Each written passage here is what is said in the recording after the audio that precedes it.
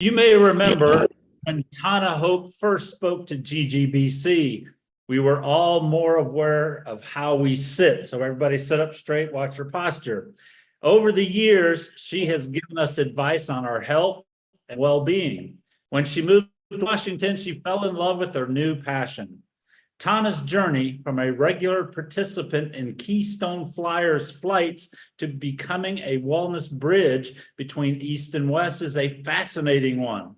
For 7 years, almost every Wednesday, she soared through the skies of the Pacific Northwest with the Keystone Flyers, not just relishing the breathtaking views, but also discovering the unseen forces that impact our daily lives. Flying at higher altitudes prompted Tana to recognize the significance of Feng Shui principles and the effects of electromagnetic field, EMF, pollution on our well-being in this modern age.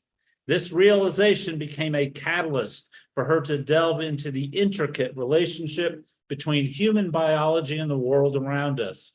Tana's quest led her to explore the physics behind human biology, connecting the dots between scientific principles and health practices. This profound understanding became the foundation for her role as a wellness bridge between East and West.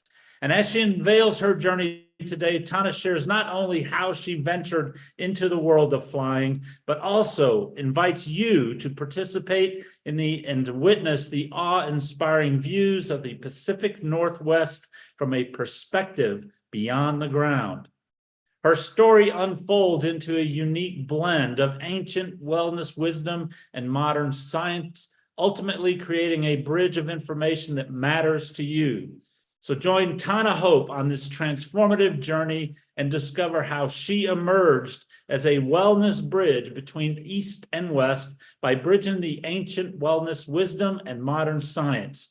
To discuss your wellness bridge between East and West, please welcome our own member, Tana Hope. I love flying, and I've been flying for 7 years now in the Pacific Northwest with the Keystone Flyers. Thanks for having me to present this stunning view of the Pacific Northwest to you this morning. These are the planes I usually ride around. And I got into the world of flying by marrying into a family called Rearwing, who used to manufacture rear-wing airplanes in 1926 to 1945. So the airplane was just around in the family. These are some of the examples of the rear-wing airplanes that they manufactured, and you can actually buy this Christmas ornament from Amazon. Cost me $30 to buy this little thing. And thanks to my girl's grandfather, I want to go back to this picture. The man in the middle is my girl's great-grandfather who started the rear-wing airplane manufacturing facility. And the man on the right, who is Ken Rearwing, who is my girl's grandfather. And before my girl's grandfather passed away, he knew if he did not tell the story about the rear-wing airplane, and that story will be buried. So he commissioned the writer, Bill Wright, to write the story about the rear-wing airplane family history, which involves the airplanes, as well as the early history of aviation in the world. So I moved to Bellingham in 2001, and I had the desire to become a pilot. So I joined the Choconut Flying Club and took class from Bellingham Technical College on the ground school. And they told me to go to Bellingham Airport at 8:30 every Wednesday and get a ride to familiarize myself with the world of flying. Is how I got involved with the Keystone Flyers. They are the cream of crop pilots, and I learned so much from them, not just the world of flying, but other things in life. These are the Keystone, some of the Keystone members, and this picture here is the cafe at the airport in Port Townsend in Washington. I just love flying. This is Bellingham. Bellingham is very unique location because we have everything. We have mountain ranges, we have the ocean, we have the lakes, we have rivers.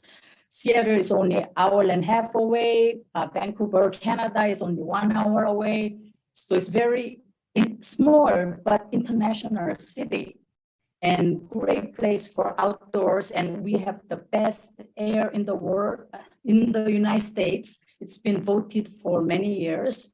And also the best water. I just love the water in Bellingham because we are so close to Mount Baker. This is the Lake Whatcom where the water source is for the city of Bellingham, and it's melted glacier water, so pristine water. And the importance of water and air for health is so great. Look at all these places where we can take off or land around this area. When we say island hopping, I really mean it. We literally hop the islands around here. Look at the stunning views that I get to enjoy on almost all Wednesdays. That's why I have to leave Golden Gate Breakfast Club early, so I get to do this. We have so many mountains around, and that makes it a very interesting place to fly because of the views. Not only we have the mountain ranges, we have islands. Look at the number of islands. It's absolutely stunning, either from the air or from the ocean. There's some close pictures of Mount Baker.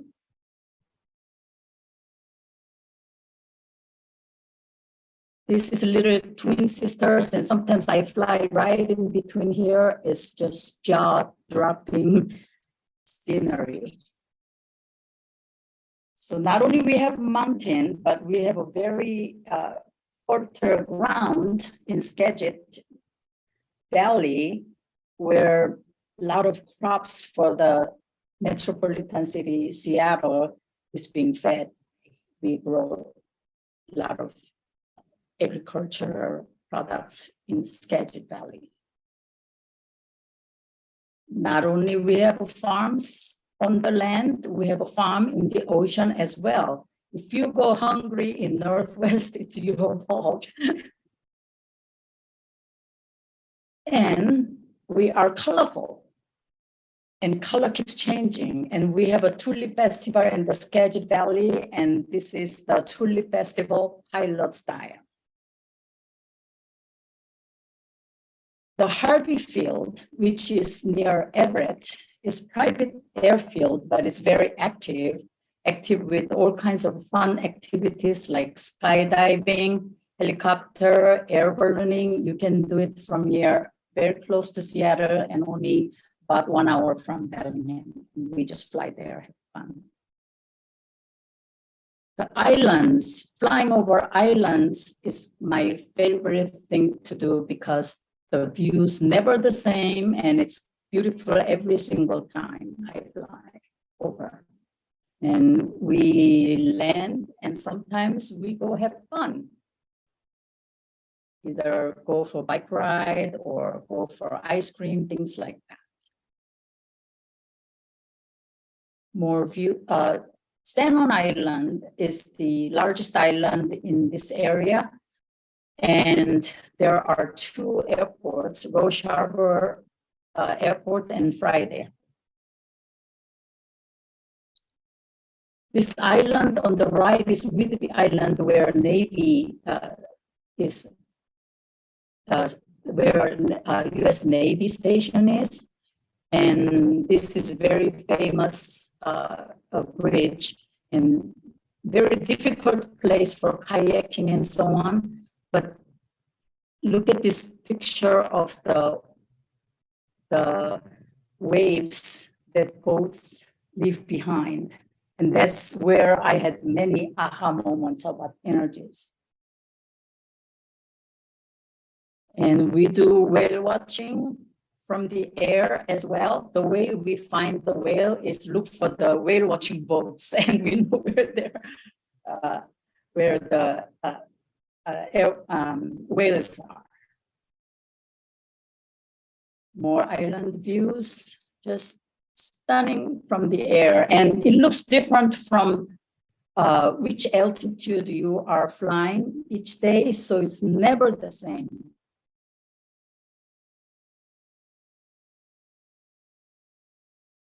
And we get to see people doing seine fishing. I learned about this. There's two boats with a large fish net, and they make big circle and catch the fish that way. Someday when you come to Washington, I really recommend do some flying around here.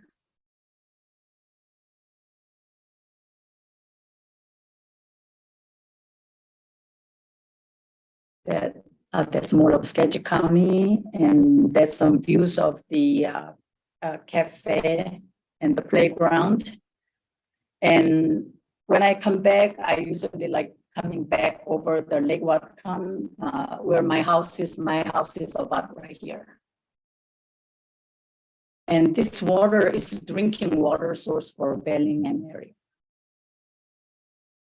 Not only we have Mount Baker on the left from Bellingham, but Olympic National Park is on the Olympic Peninsula.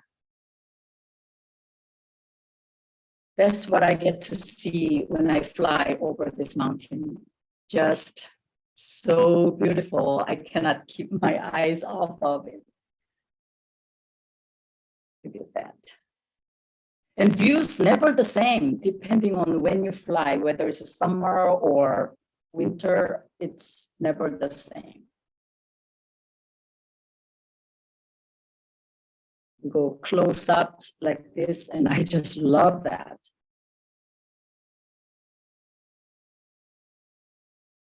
So that was the highest I went up on the Olympic mountain range. There's the lake in the Olympic mountain range. There's a small airport called CQ Airport. And this rainbow I see from the airport, airplane, it's complete circle, not half circle. Look at that. So what did I learn from all this flying on Wednesdays?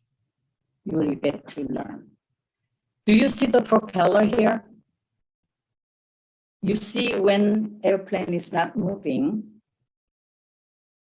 And when I fly, I don't see anything. Front looks clear. But if I take picture, that's what I see. I know propeller is spinning in front of me, and yet I cannot see with my bare eyes.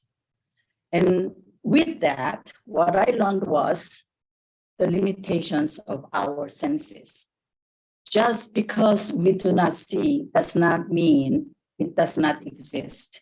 In fact, there was a case in Alaska where some guy was standing right here and his friend started airplane by mistake and chucked his friend's head up. Is that real? And yet we cannot see. And I learned a lot by flying. I'll share 4 things today. Number 1, I realized the space that we are living in while it looks empty, but it's not empty. It's filled with something. Just like fish live in the water and we can see the water because the density is higher. But where we live is gaseous and it's not as dense. So it looks empty to us, but it's actually not. There are airflows, there are eddies. Everything that happens in the water happens in the air as well, where we live. Not only we have the particles, but we have electromagnetic spectrums of all sorts, just all around us. Just be aware of that because it matters to you. Look how little we can see. We get energy from sun, and sun is this full spectrum, but what we can see is just so little of it. But be aware, what you don't see is still around you and affecting you. So even if you don't see it, that does not mean it does not exist. And I realized that very clearly from the air when the boat goes by. Boat goes by, but it leaves the mark behind, and that represents the energy movements behind. And you can see when energy meets each other, it interferes each other. That's just the physics. So I love watching the boats and the water.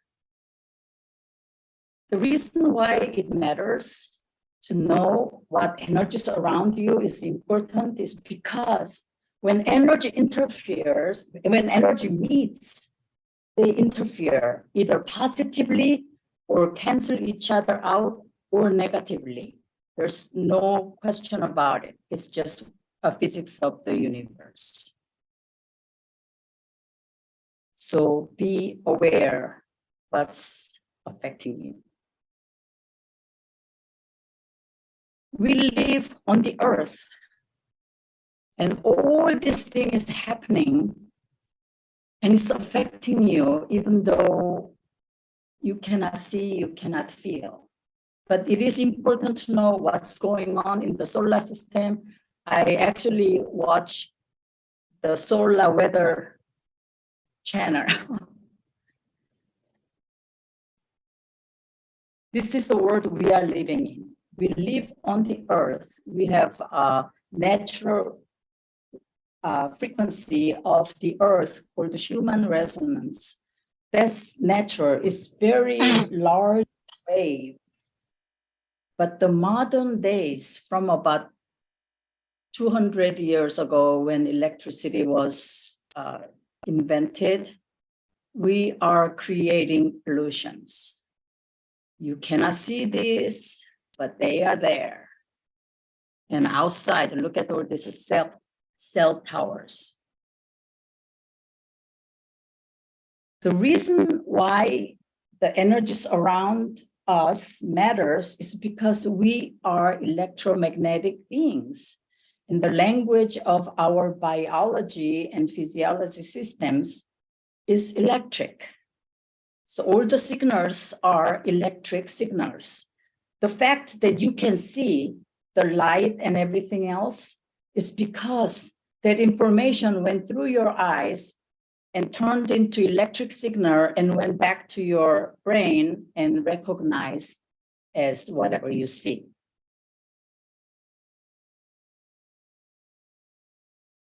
And know the different kind of waves that's affecting you. And I will get to more into details later on. Mobile phone.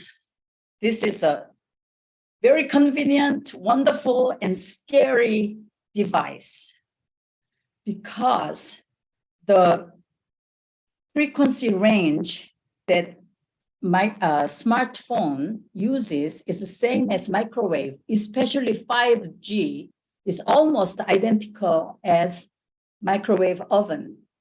Would you put any of your body part into the microwave oven? You wouldn't. And yet we do this for 30 minutes. You're microwaving your brain cells. Be aware. And as we turn more into 5G, the effects of the microwave that's going to affect every cells of our body is going to become greater.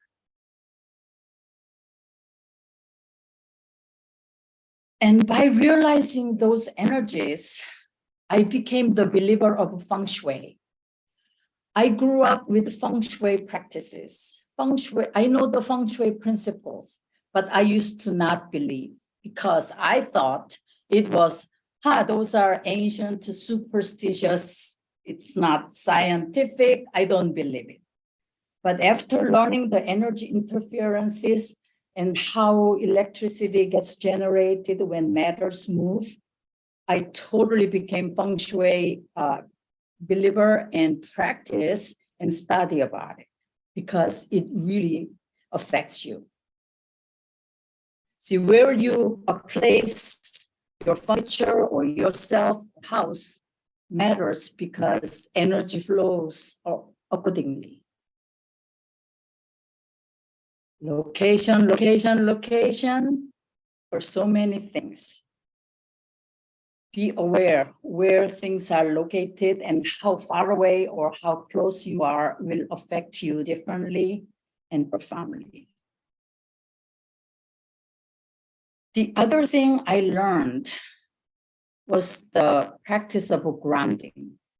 I ground myself these days, and it's really helping me with my inflammation when my finger gets hurt from arthritis.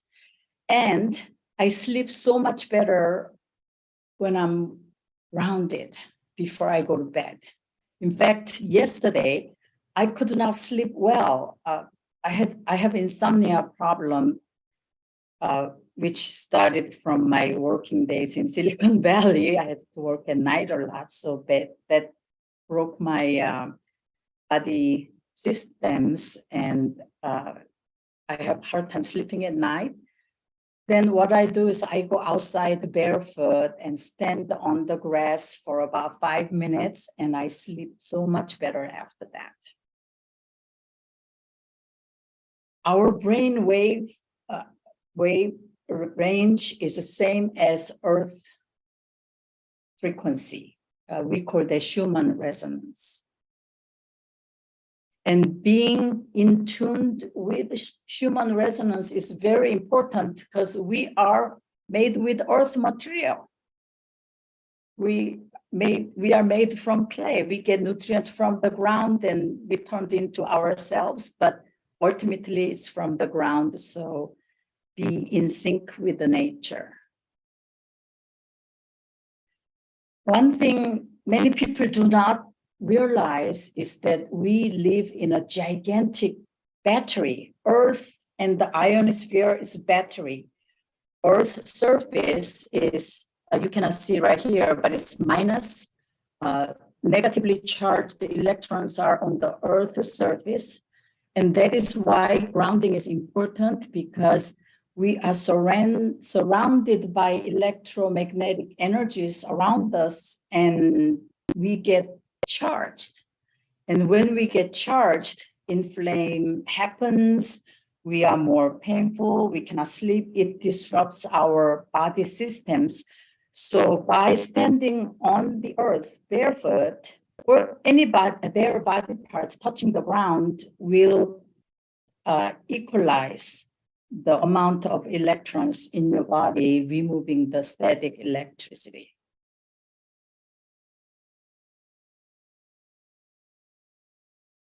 I call myself Wonder Woman because I wonder a lot.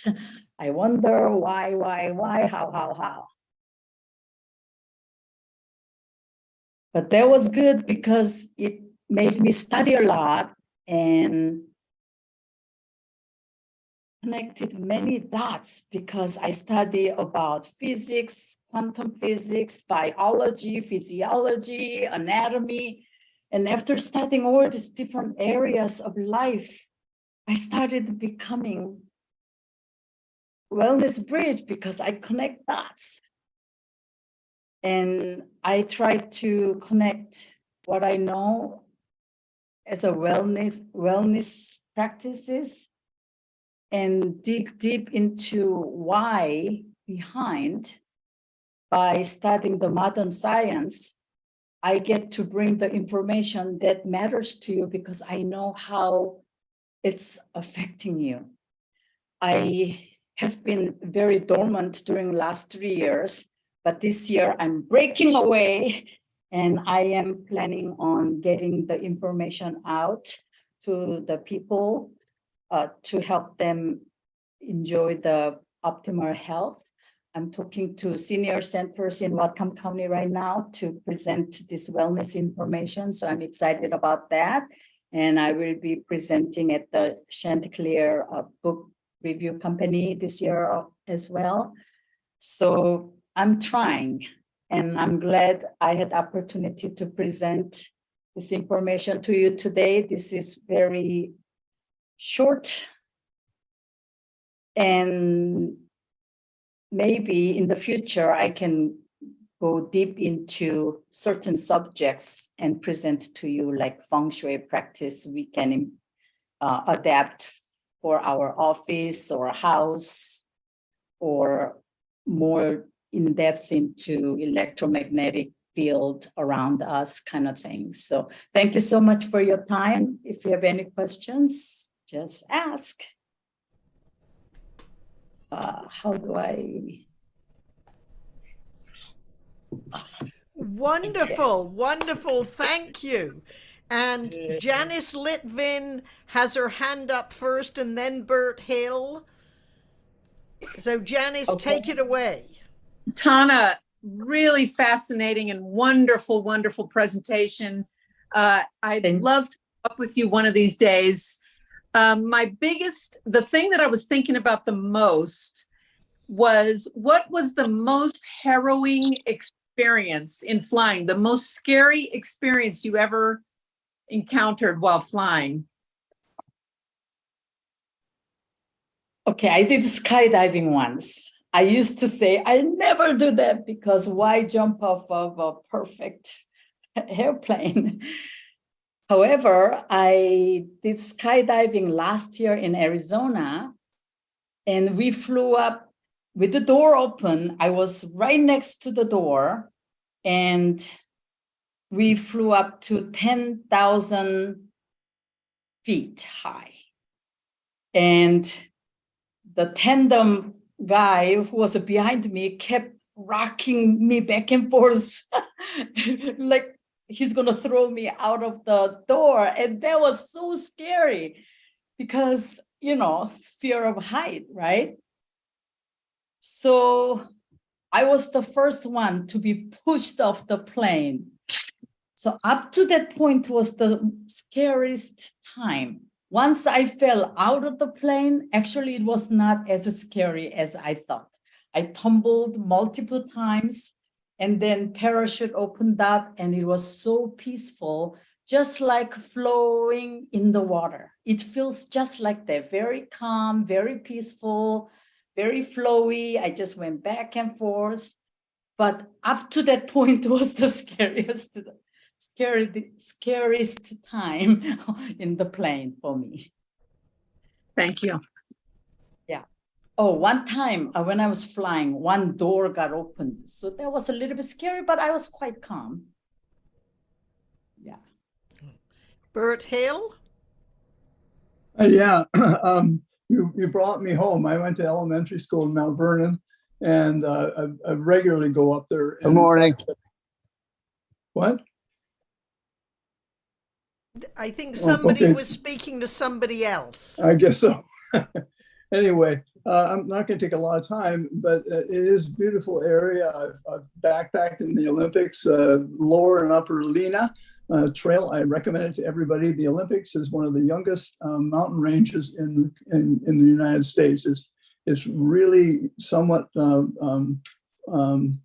hard to get through on. It's a rainforest in there. And so that's a pretty exciting area. I just wanted to mention to you something else. When you get into feng shui, when I was remodeling my house here in San Francisco, my building inspector was Chinese, and I was doing some work down in a closet, and wanted to put a mirror on the closet wall. And I said, is there any requirement as to the height and everything? And he says, no, but it's terrible feng shui. And after that, he would advise me all around the house what was good feng shui, bad feng shui. So I recommend that to anyone else. If you're going to get a building inspector, get one who is Chinese or Asian and understands feng shui. So leave it with that. Well, Yeah, wonderful. not only- I had my house feng shui many years ago. Unfortunately, it's quite good. My question, Tana, is apart from standing on grass, which I don't have around my house, how could I get grounded so I can sleep better? Okay, you can actually ground yourself by using copper pad and copper wires. In fact, after experiencing how well I slept after grounding myself, I'm going to make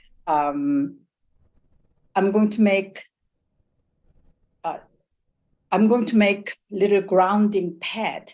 I went to the hardware store yesterday and bought little copper board panel, small, about this size.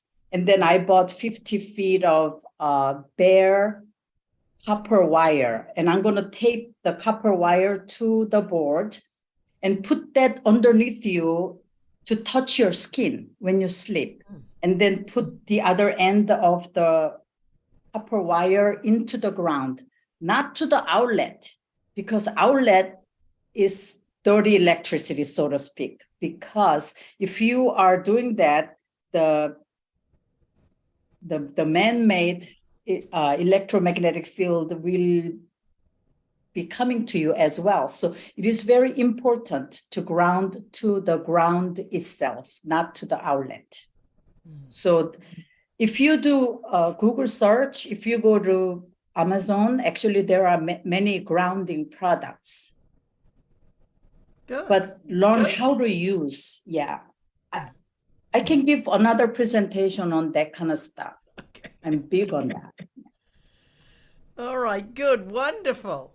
And do we have any other questions for Tana about flying, about grounding, about what she said? This is quite amazing. And it's Bill Buchanan. All right, good. Bill always has questions. We love it. A curious mind at every age.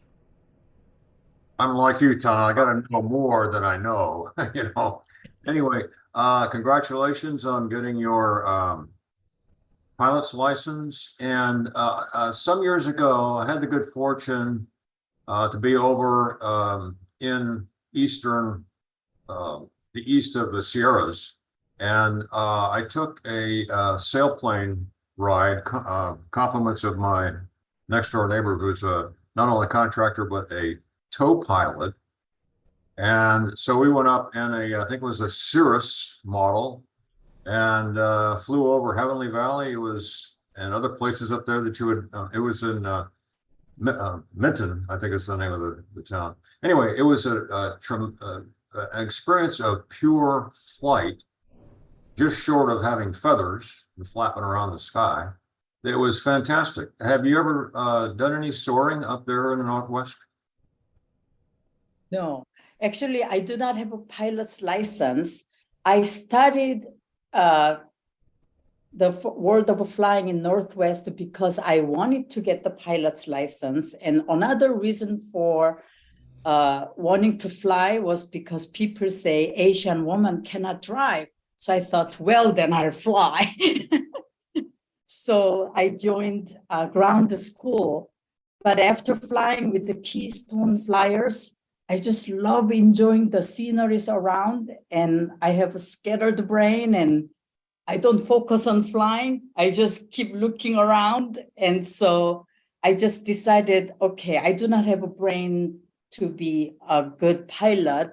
In fact, I'm giving everybody favor by not being a pilot, I think. So I just am a co-pilot, so to speak, but I just love enjoying, and I do fly with pilots every Wednesday, whenever possible. Great presentation. Thank you very much. Yeah. Mike Milstein and then Paul Coleman. Yeah, Tana, I very much enjoy sailing, sailboat sailing, and I've always thought it'd be fun to learn how to fly and get a license. Are there any age restrictions on getting a pilot's license? No, actually there is not, as long as you can pass physical exam.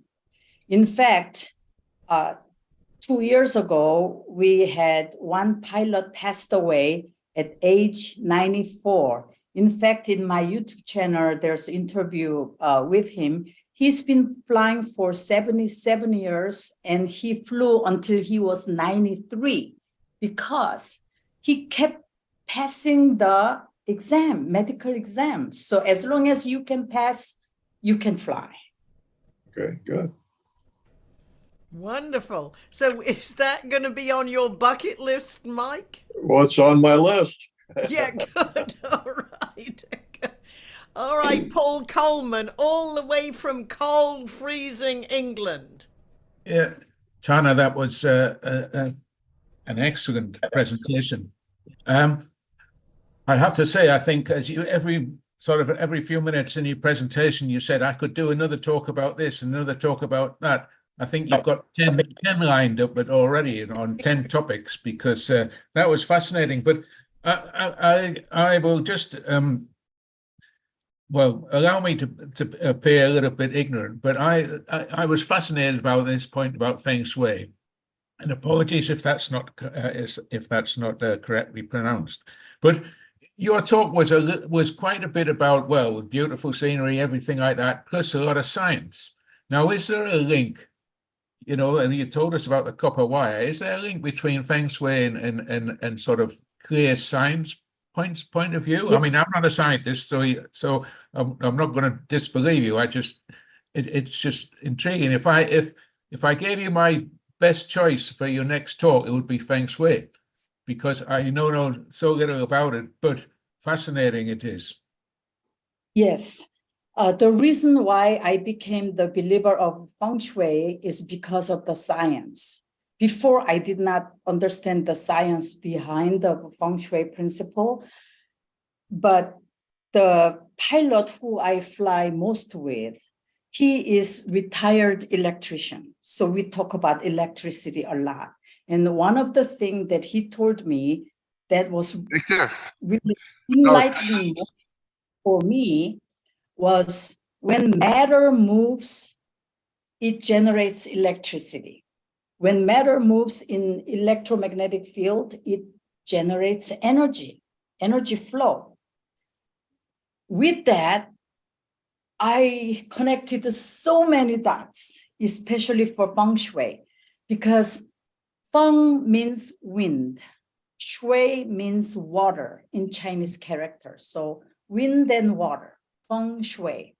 What's the commonality of wind and water? It's matter moving. Wind moves, water moves. Whenever any matter moves in universe, it generates energy flow. So think about house right next to I-5. Busy, crazy flow all day long. If you live right next to it, your cells never be at rest. It's going to affect your health, physical health, emotional health. That's why the location of your house is very important. And some people, some woo people, they think, hanging this little crystal is going to overcome all that. But that's yes and no, because you have to realize different forces have different strength. So if there's a storm coming, by waving this little crystal, it's not going to stop the storm. So we have forces from sun, other planetary systems. We have Earth spinning, solar flaring. There are all kinds of things that's affecting us. So knowing how forces are moving, whether we can see it or not, is what feng shui is all about.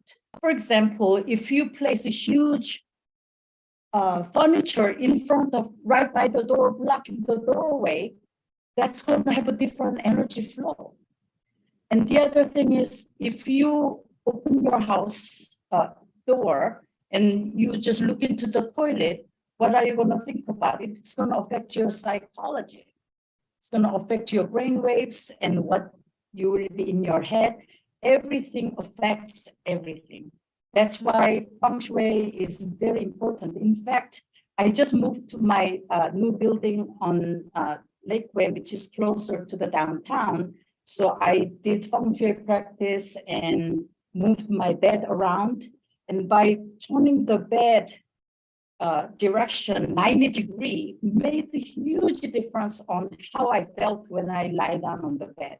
Just so peaceful, like you just focus on resting and sleeping. Before, it was looking into the living room and everything when the door was open, and it was very disturbing to me. So I could not sleep well. So I sleep much better after I turned my bed around. Very important. So yes, feng shui is very scientific. The feng shui basically is the observation of effects of the energy force for over 3,000 years. People didn't know the science behind it, but they knew the effect of the locations and how things are located, because energy flow will affect you differently. And people who are into real estate really should study about feng shui, because just because it's cheap does not mean it's cheap. You may be paying with your health if you are buying house near the very high voltage power line, because think about all the electrons that's constantly moving in very high stream, the energy that generates is around there, because when things move, even if it's a small thing as an electron, it creates electricity. And it matters to you because it affects you.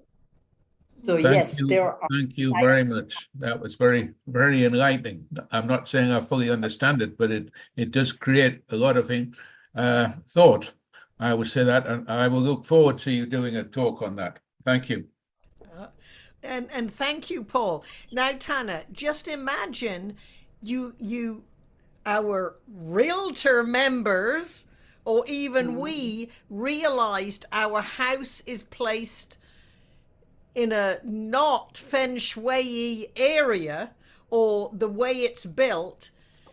You know, if it isn't practical to sell it, can a feng shui expert tell us how to make the most of our house? Right. So there are ways to correct the feng shui or minimize the damage or improve the environment by doing things. For example, if your house is on the top of the hill for the view, it's actually kind of bad feng shui to be on the top of the hill, because the movement of matter, air, is very strong up there. Wind is very strong. So it's actually not a good idea while view is great. But what you can do is you can plant tall trees around the house if you are in the very windy area. So you can remedy the feng shui by doing the right things. For example, if it's, like I said, the windy area, plant the trees, create window and open the window for better energy flow, place furniture differently, change the colors, because color matters too, because different color has different effect on your brain and your emotions. So, and each color has different frequencies, right? So there are things you can do to remedy. So you don't have to move or sell, but best thing to do is buy in a good location to begin with. So you don't have to put so many bandages around, so to speak. Good. Now, my question is for Janelle Barlow, and you're just about to put your hand up. All right, because you spend so much time in Asia. Your house is full of the most amazing Asian art. So what do you have to add to the conversation? Well, I have a question. When I lived in San Francisco, we were out on 25th Avenue, right on the edge of Seacliff, and right around the corner from us on the lake in 25th was Patty Garfield. Some of you may know her name. She wrote all those books on dreaming. And then she and her husband moved up to Marin County, and they tried to sell their house. It was a really classic, beautiful San Francisco home. And they had a heck of a time selling it, because the moment that the people who were looking at the house and the realtor walked into the building, the first thing they did was they saw the downstairs just went directly to the front door. And the idea is that all the money would go out of the house. And they finally sold it to somebody who wasn't Asian, but it dramatically impacted the sale. But the whole idea of money going out of the staircase, I don't know, that was a hard one for me to accept. Tana, yes. Comment on that? Yes, I will. Realtors, be aware when you sell or when you recommend real estate to your clients, because if you involve Asians or anybody who believes in feng shui principles will not buy house that has stairs coming right to the door because they believe it's bad feng shui. When Chinese people say bad feng shui, bad luck, it really means negative interference of energy. First of all, when you open your front door, the house should be welcoming and hugging you. But if you have a stair coming right at you, that's not very welcoming to begin with. You know what I mean? What goes through your head is not like, do I go up? Do I go that way? To me personally, it's not very welcoming environment to have stairs just coming right at the door. And Tana, can I just say this? Their stairs, I mean, they had a big atrium, and then there were the stairs, but they were pointed in the direction of the front door. So there was space there, but that was the first thing they said and it was always the money was going to come down the stair. And these people, I mean, living out there in the Seacliff area, is a beautiful home worth even over $1 million at that point, and they had money, and that money was not going down the staircase and out the door. You may notice when you go to Chinese restaurant, the entrance, usually they have a fish tank, orange goldfish and one black fish, because they believe that black fish absorbs all the bad energy. That's just their belief. But interesting thing is it's kind of locked. You walk into the entrance and then go into the main dining area. That's because they don't want energy to just flow out. So if stairs right there, think about the airflow. Cold air goes down, hot air goes up. There's going to be constant air circulation because of that design. So when Chinese people say it's money, bad luck, I really interpret that as energy flow. The energy flow should be welcoming when you come in, not like this. That is my interpretation of why that stairways right at the door is not a good idea. But whether it's true or not, that's how people believe in Asia and other people who believe in feng shui. So who cares? You cannot sell the house anyway. So why buy that kind of house, right?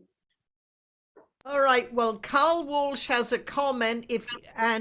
Pete, I need to leave in 1 minute to tune into another web event. If as soon as I disappear, you are in charge. But Carl, tell us the comment that you wrote in the chat. Well, it's actually a question, Tana, which is if the stairs come down beside the front door, and you don't see that from the front door. When you open the front door, you see the living room and go all the way to the back, where we have glass sliding doors out to the lanai and the view of the ocean. Does that still present a feng shui issue? I think so, even though you see the view, so that's better than just having stair right next to it and just a small walkway. That is better. So it'll have less effect, but I would say Chinese people would not buy house if stairs right there at the front door. So Very good. it'll. Okay, thank you.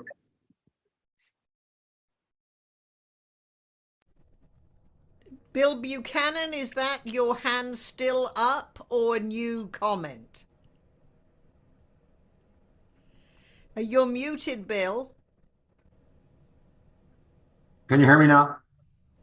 Yes. Okay. And I'm leaving now, Pete. You are the boss, as always. Thank you. He's always the boss, right? Yeah, yeah. Thank you, Patricia. You run a good meeting. I have another question for you, Tana, and I'm taking it back up into the air up to around 8,000 feet, because this is the time of year when a bunch of crazy guys, we go on up, strap on our backcountry skis and go back up in the high Sierras. And we like to hang out around Timberline. But more than once, someone in the group will say, this is great. I wonder why we feel better up here than we do down in the Bay Area at sea level. And I say, well, it's because of a theory that I came up with, and that is that microwave radiation and other electromagnetic stuff that's going on down at that level is less up here. Now, I have no idea that this is a scientific principle. I just made it up. Anyway, so they said, okay, fine. But is there any scientific evidence that that's the case, that when you get way out in the backcountry or up at that elevation, that you have less problems with electromagnetic stuff? Yes, absolutely. When I lived in the Bay Area, I lived in Fremont area and Los Gatos area. And I had a father-in-law, parents-in-law, who had house right by the Lake Tahoe. So I used to go to Lake Tahoe during the weekend or not. And when I go there, I enjoy the tranquility. I just rest in it. My days in the Bay Area has been so hectic. I just go there and recharge, rest.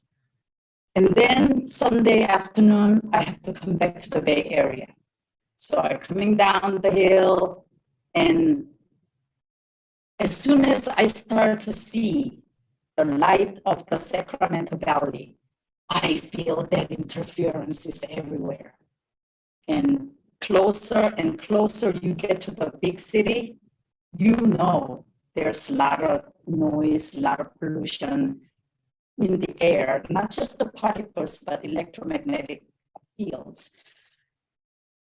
Back then, I didn't know why, but I just knew there were a lot of interferences and I could feel it, and I was not as restful or at peace than when I was at the Lake Tahoe. Now, scientifically, I understand, and our environment is getting more and more polluted by day with 5G towers going up everywhere. I would avoid living in the city if I can help it. Actually, I am glad I'm in smaller town. So yes, what you were feeling was very real. Thank you.